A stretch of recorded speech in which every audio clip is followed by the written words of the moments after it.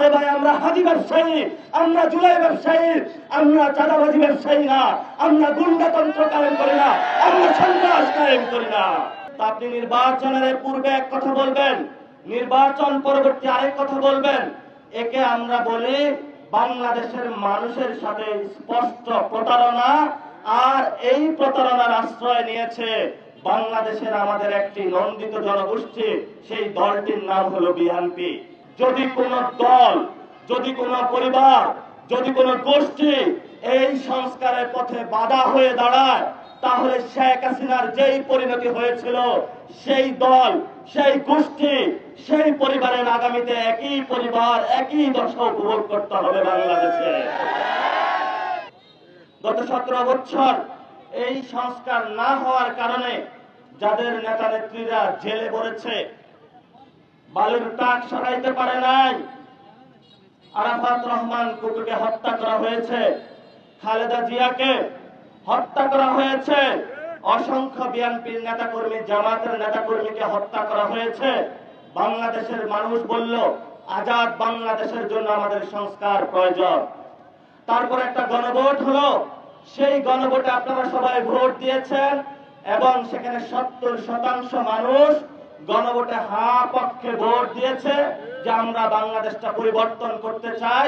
কারণ আমাদের 1400 ছেলে জীবন দিয়েছে, অসংখ্য সন্তান, কেউ পা হারিয়েছে, কেউ হাত হারিয়েছে, কেউ চোখ হারিয়েছে।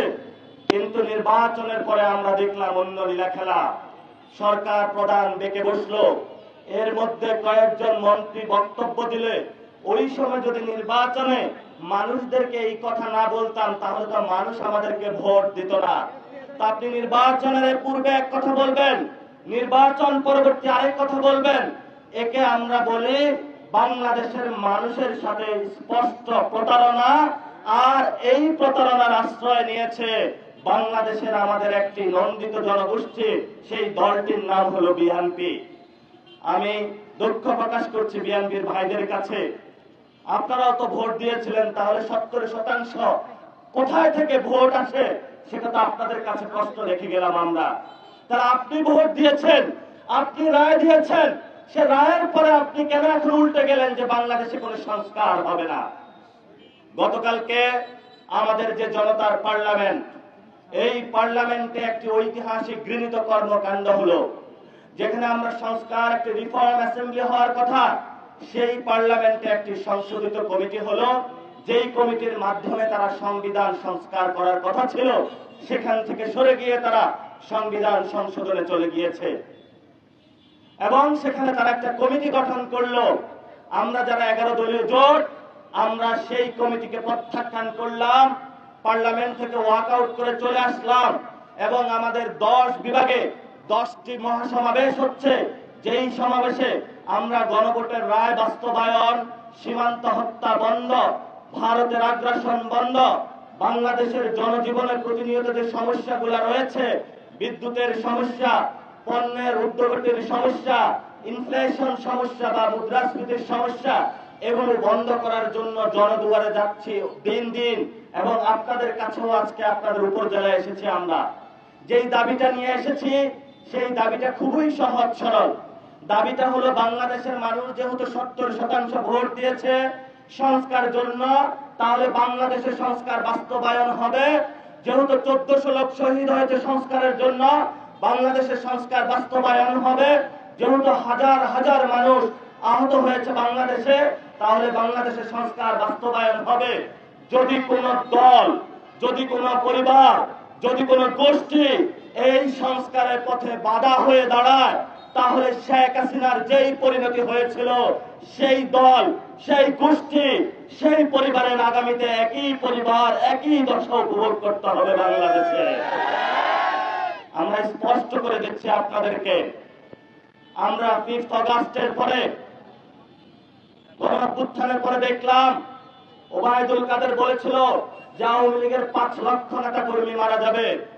আমরা নিজেদের হাতে আইন তুলে নেই নাই, আমাদের সব ক্ষমতা ছিল, কিন্তু আমরা বলেছি আমরা বিচার বিভাগের কাছে যাব।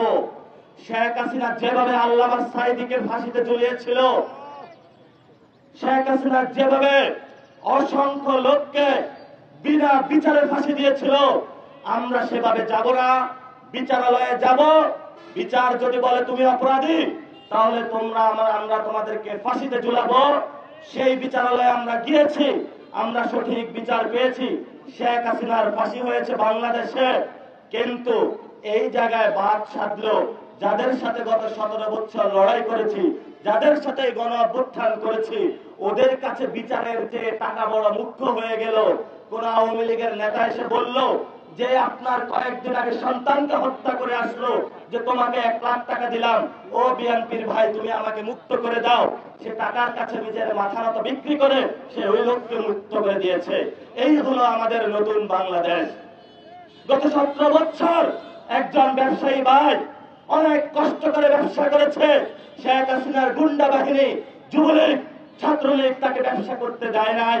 সেও আন্দোলনে অংশগ্রহণ করেছিল যে নতুন বাংলাদেশে আমার চাঁদা দিতে হবে না, নতুন বাংলাদেশে কোনো সন্ত্রাস হবে না, নতুন বাংলাদেশে কোনো গুন্ডাবাজি হবে না। কিন্তু 5 আগস্টের পরে সে দেখলো শেখ হাসিনার আমলের চেয়ে যে বিএনপির ভাইদেরকে আমরা উদ্ধার করতে গেলাম, তারা নতুন করে জুলুম চাপিয়ে দিল। আগে যদি 100 টাকা চাঁদা দিতে হতো, এখন 200 টাকা করে চাঁদা দিতে হয়। এই হলো আমাদের নতুন বাংলাদেশ। আমরা আপনাদের সন্তান হিসেবে দাঁড়িয়েছি। আমরা নতুন বাংলাদেশে আপনাদের পক্ষ থেকে বলছি, এই নতুন বাংলাদেশে আমরা চাঁদাবাজি হতে দিব না ইনশাআল্লাহ। এই নতুন বাংলাদেশে আমরা গুন্ডামি কাউকে করতে দিব না। এই নতুন বাংলাদেশে শেখ হাসিনার মতন কাউকে ভোট চুরি করতে দিব না।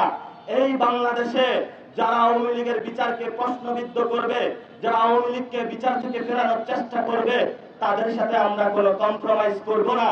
এবং এই বাংলাদেশে আপনাদের সন্তান যিনি ভারতের আগ্রাসনের বিরুদ্ধে দাঁড়িয়েছিলেন, বাংলাদেশের ইনসাফের পক্ষে দাঁড়িয়েছিলেন, আপনাদের বীর শহীদ ওসমান হাদির হত্যাকাণ্ডের বিচারের দাবি নিয়ে যখন আমরা রাজপথে গিয়েছি, তখন তারা আমাদেরকে বলল যে তোমরা হাদি ব্যবসায়ী, তোমরা জুলাই ব্যবসায়ী।